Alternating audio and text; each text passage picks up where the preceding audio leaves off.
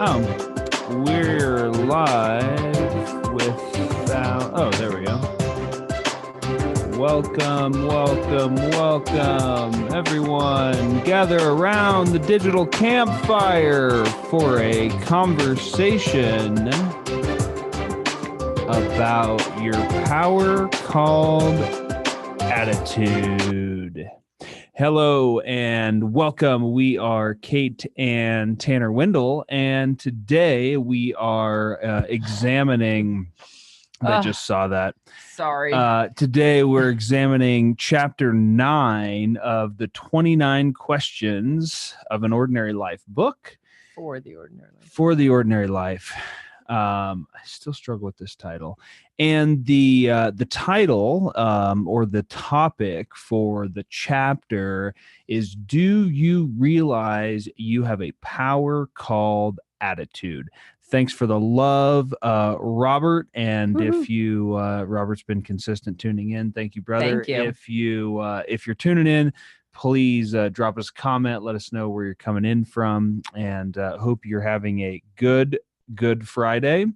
And all right, let's dive into it. So you can hear us, you can see us, right?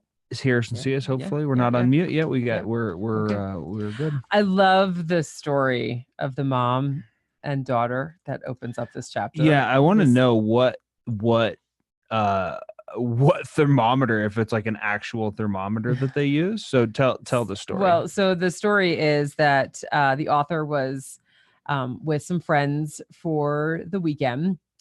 Friends have children. He doesn't have children. He's amazed at the parents who are literally 24/7 with kids and how it works out and all that. So one morning they wake up, and as they're having coffee, the one daughter comes in and she didn't seem like she was having such a good morning. So the mother says, she says to her daughter, "Go get the attitude thermometer and bring it back to me." So the young girl goes, comes back, brings over whatever, and this thermometer, and her mom stuck it under her tongue, left it there for a minute. And then when she pulled it out, she goes, "Yep, it looks like a bad attitude is on the rise. I think some orange juice and a hug is due." So she gave her daughter some orange juice and a hug and retook her temperature. When she removed it, she said to her, "Ah, much better. You have a good attitude on the rise. Let's keep it there." The daughter smiled and went on her way. I bet you that would work with our kids. I think so. Yeah. I think it's fantastic. I think it's a good idea. And so I think what that says, though, right, is it's in the power of mind and thought, your attitude, right, how we perceive it. And just like that, you can change your attitude, or you can help someone change your attitude. This is simply placebo here that this woman uses to help her kids change their attitude, and I think it's great. I think for me, so as I was reading this chapter, the thing that came to mind was the book Mindset by Carol Dweck. And when I read that book, actually I think I listened to it, but either way, when I consumed that book, I guess my mind was opened to the fact that we either have a growth mindset or we don't. And to me, that's a very similar connection to attitude, because again, it comes back to some of what I think we were talking about last night, which is you either believe that you're in control and have responsibility of your life and your situation, or you don't. And this is kind of the glass half empty, glass half full analogy. And a good attitude and a positive attitude can really, really, really go a long way, both in just how you perceive yourself and your opportunities in the world, which translates into how you act and show up in the world, and then it also has an effect on your relationships and the people around you. And there's not much that you can get done in the world without working with people. And so having a positive attitude and allowing that to leach out of you and infect other people can have a tremendous effect on the outcome of your life. I was just going to say, it's the outcome that I think has been such an eye opener for me in changing my attitude as I approach situations. I'm like, oh my gosh, like the outcome is totally, it's so much better than if I were to sort of just stay in this miserable state for whatever reason. And it's not to say that you can't be upset about something or that you're having a bad day and you need to vent it out or whatever, right? Like we're not saying don't do that. I do like Tony Robbins though. He allows himself for 90 seconds. It's 90 seconds. 90 seconds to be mad, pissed off, angry, sad, whatever that negative emotion is, his 90 seconds. And then he's like, okay, done. Now time to go move, figure it out. Just move, right? Like just change. And he's, and if you've ever been to a Tony Robbins event, he's constantly having you move to just change the energy of your state. I mean, think about when you're in a classroom or a conference or a meeting, right? I mean, gosh, how many meetings do corporate America put you through, right? So in all these meetings and you could walk in with some really great energy. And as the meeting goes on or the conference goes on, you're like, oh, and then it's like, now it's time for lunch and I'm tired. And oh, but now I'm back from lunch and I'm still tired. Like, right. So it's a constant movement at his events to make sure that you don't succumb to that lull of energy. And it's the same thing with having a positive attitude. Like you can have sort of that reaction to be like, like I'm mad, like I'm mad right now, or I'm really upset, I'm sad, I'm devastated, whatever it is. And then you have to say, okay, but now time to move forward. I can't hang on to this anymore. And that was something that I didn't understand, which I think was what held me in this depressive state for so long. Literally over a decade of my life, it was just like, I'm happy one day, I'm sad, like this is back and forth. And it was dictated by external experiences, right? So it ended up being dictated by how my life was going. Was I feeling like I was in a good mood and I was happy with life, or was I sad and depressed about life? And the reality is, like, life isn't always going to be really great. I mean, we're in prime situation right now for that, and that experience. But it's how we're going to go into that situation that will help us change the course and change the trajectory of future experiences. So once I started to be like, oh, okay, I don't need to be like so down about what's happening. And then that started to shift. And I get this a lot with my listeners on my radio show, that people are like, how are you positive all the time? I'll tell you, man, it's been practice. Lots and lots of practice. This learned behavior. It really is a learned behavior. And it's just as much as it is to be negative, right? It's a learned behavior. And I still have my moments. Like, quite frankly, I came down into the studio to do this feeling like a little beat up. And I'm like, but am I going to sit there and feel that way the whole time? Or I'm going to be like, no, I want to come out here and I want to share some food for thought and good things to have conversation with you, and finish out my day in a much better mood. So I didn't want to do this video either. It wasn't actually, you know what? It wasn't even about the video. I actually was fine and happy to do the video and sit here and be a part of conversation with you, because actually I enjoy communing with people. Like, I'm an extrovert, right? So this is our platform right now where we can have interaction with people. And I enjoy that. What really gets me is when other things aren't in balance, for a lack of a really better word, that then it doesn't, it causes me to then not enjoy the things that I actually do enjoy.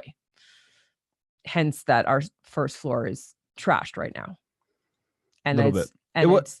and I feel like that's just it's like a constant where we work from home and we live here, and like the first floor is just always a mess, and it drives me nuts. Good thing And we have 3 floors. It wasn't that I didn't want to do this video. It's more that I was like tired. I got done, whatever. Yeah.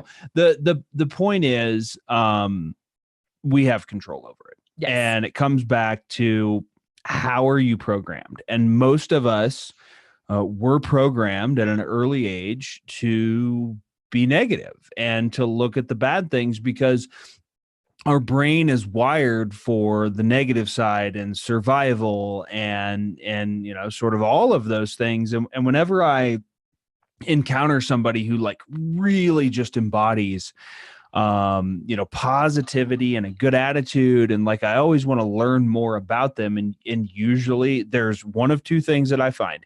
Either people came from a household where their parents purposefully instilled a positive mindset, or as an adult they have taken it upon themselves to learn and make this a practice. Like that's it, right? There's one of two things. And if you grew up with more of the negative programming, you can change it, and that's your responsibility as an adult. Like, sure, your parents programmed you a certain way, but by the time you're like 18 at the latest, really by the time you're in high school, like you can start to take control of that stuff. But by the time you're 18 and like you're moving out, like that's on you, right? That's on you if you continue to stay stuck and blame your parents for the way that you are, just because that's the way that you were raised. Now, it'd be much easier if our parents, would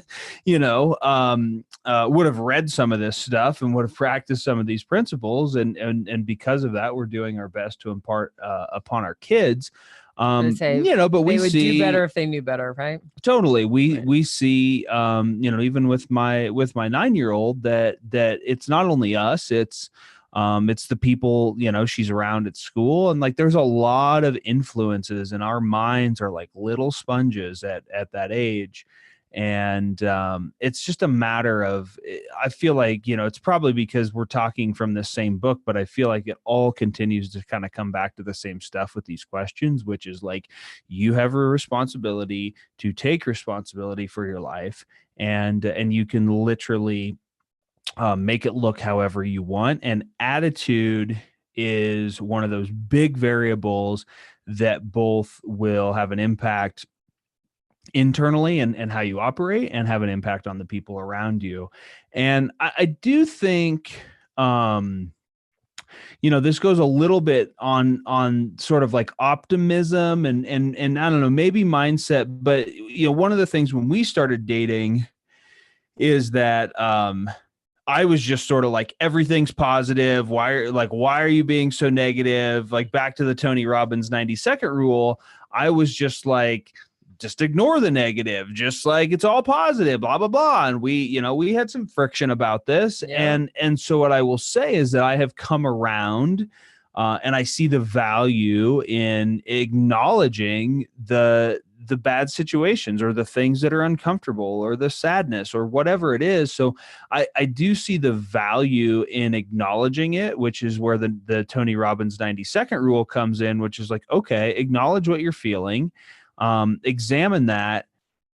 Don't sit in it too long, though, because there's really no good that can come from continuing to go down that spiral. Like, acknowledge what happened, acknowledge how you're feeling, but continuing to compound that. And I think it comes back to the compound effect, which is, a book we will always forever recommend by Darren Hardy, because your thoughts do compound upon each other.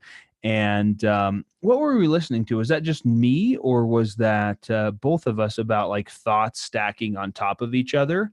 I think that was just something. Probably just me. That was just the other day. But what I was listening to is talking about thoughts stacking on top of each other. And so it goes something like this: when you think about a memory or a situation, very quickly you start to think about all of the other stuff. So if I think about my divorce, all of a sudden I start to think about my negative feelings about my ex-wife and how much money that cost me, and what a bad Oh state I my was gosh, in, and blah blah so blah blah true. blah. And like, it just, like, very quickly, it's not like our thoughts are not isolated. It's not just like, oh, I can just think about one situation in my past and it's isolated there. It compounds very quickly. And Yeah. so the same is true. Oh, um I'm so glad you said that. Because I feel like I do that all the time where I'm just like one thing and then yeah, wow. Okay, that's great. Anyway, keep going. Man, I'm gonna have to figure out what I was listening to. But yeah, I mean, Yeah. I've noticed that, and interestingly enough, I notice it at night. That's why I always like, my dad growing up would always say, wake up, open the shades in your room, live in the light, right? Because the darkness, when it's dark and you're alone or it's quiet, like, you really can get your mind like racing about things. Mm. And I noticed that. I definitely noticed that with myself. Where, yeah, it's like that one thing that pops into my head and then it just like trickles into other things. And I and the it, and then the thing is that now that's happening, like, I'm actually aware of it now where I didn't used to be. So when Yeah. I find myself doing that, I'm like, okay, I'm going to switch it up. So I've noticed that I've trailed off, and now it's like, whoop, let's reel it back in and say, okay, let's think of something different. And sometimes it's just like a simple mantra, like you could just have like just a one sentence mantra to just like flip yourself around and get yourself out of the stuff that you don't want to think about, and, like you say, have that compound of thoughts. And I do that. I actually, my mantra, which is my tattoo, is I trust in you. And I literally, as soon as I start to find myself falling back into some too much of a negative thought, or like, I can get spooked really easily. So like, you're traveling and I'm home alone in the house or whatever, I'm just like, oh, I could totally, like, the one horror film I saw when I was, 12 is like re-haunting me.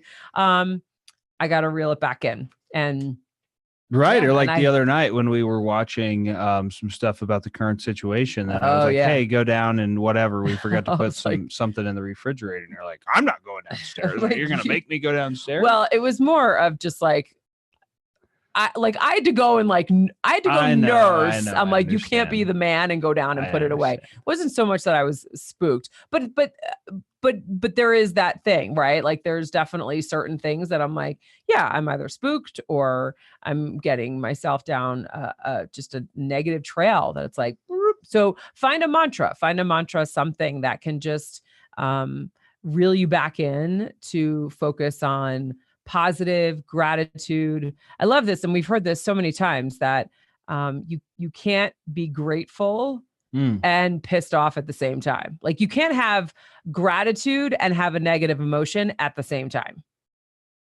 So if you focus on gratitude, if you focus on that positive, you will automatically dismiss whatever negative emotion is coming up, or thoughts that are coming up. Yeah, and so I want to close out on what I was Yeah. thinking about with the Tony Robbins thing, because I was talking about this today with our mentor Rick, and talking about my experience of my father battling pancreatic cancer, and ultimately losing that battle at the end of last year. And I've used this expression several times now about my dad, and I'm like, he was optimistic to a fault. And what I mean by that is he was always very positive. and sort of negative in some of his stuff too, but overall his demeanor, his attitude, his external sort of, how he operated was positive. And when he passed, hearing from people that were close to him, that worked with him, business partners, people he had known for a long time, that's one of the things that they commented on, right? Oh, your dad was always positive. He always had a good outlook. He always was asking like how I was doing. And so I appreciated that about my dad. What I realized though, is that what I mean by optimistic to a fault is that sometimes he didn't, and most times, quite frankly, he didn't embody, or at least he didn't express like the Tony Robbins situation, right? I don't think he really stopped to acknowledge his feelings and acknowledge the negative and acknowledge the downside of things. And in a situation where, he was battling cancer and really, I wasn't there all the time. We're whatever, 800,000 miles away. He wasn't real with us about like what was going on and how he was feeling and the situation. And so I think there's I think there's a balance there. And, if you talk to people familiar with battling cancer, it's the 80-20, right? 80% of it really is the mindset of getting through. So I think that's what carried him through so long to be considered a long-term survivor of pancreatic cancer. But I also feel like there's an element there where he kind of missed, acknowledging it and acknowledging the gravity of like the terminal illness that he had. And, even up until like the end, it was just like, oh, we're going to get through. And then that sort of rubbed off on, the woman that he married. And the last days, it was like, oh, when he was in the hospital, it was like, yeah, we're going to do X, Y, and Z to get out of here. And I was like, he's in bad shape. I don't think he's going to get out of here. And then when I talked to the doctor, and the doctor just very scientifically explained, how the body ultimately just shuts down from one thing to another, I was like, we got to be real here. Like, the only way he's getting out of here is in a freaking casket, right? Like, so I think there is an element where, it's the analogy of like, there are no weeds in my garden. And the fact is, like, you got weeds growing in your garden, right? Like, you got shit you need to take care of. Pretending like it doesn't exist is not the way to take care of it. You can acknowledge it. You have to acknowledge it to work with it and move through it, but you don't have to get stuck in it. So I just want to make that distinction because, for me, I was kind of there, right? When we started dating, and I was like, doesn't matter. Don't think about it, Yeah. Oh, it drove me nuts. I know it did. And I didn't understand it at the time. Yep. And I understand it now that like, and I like, obviously I've come around to acknowledging my own feelings and your feelings. What's the movie that with all the emotions, the Inside Out? Inside Out. Oh yeah. Right? Like, you're like, oh my gosh, I like figured out what empathy means from this movie. But because that was that one scene where like he just needed someone to feel sad with him for just a minute, and then he was able to get back up again. And if you don't have kids or young kids, you probably haven't seen Inside Out, but it's a really good movie. Yeah. About emotional awareness and 100%. Like if you haven't seen it, there's certain characters in there that are represent the emotions, joy, sadness, anger, and there's different characters and they're very funny.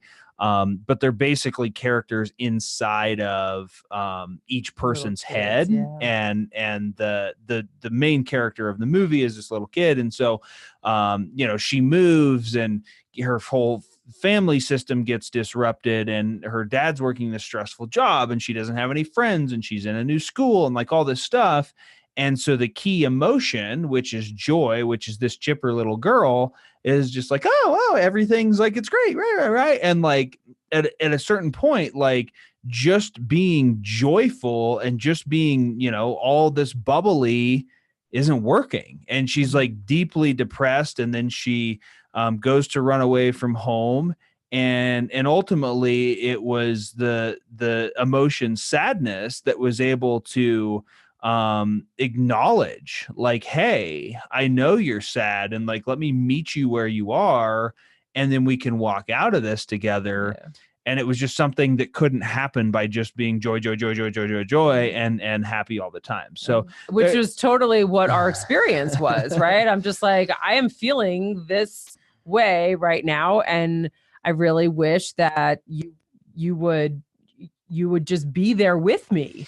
And yeah, and he'd have a hard time doing that. And then to top it off, that we were doing it long distance.